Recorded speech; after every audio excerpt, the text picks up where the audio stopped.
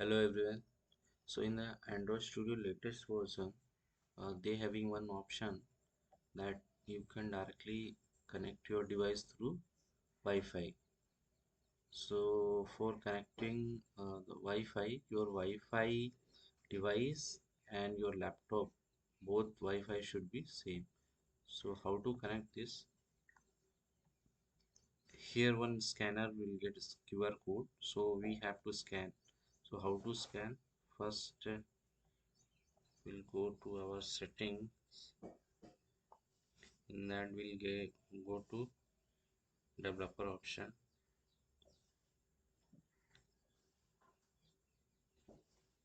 This developer option, then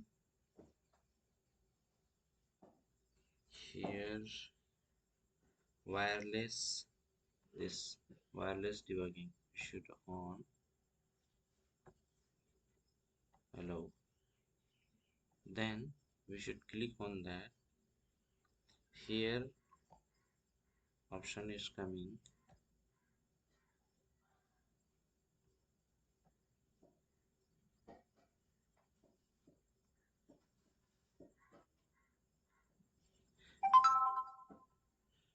Here this option is there, pair device with QR code.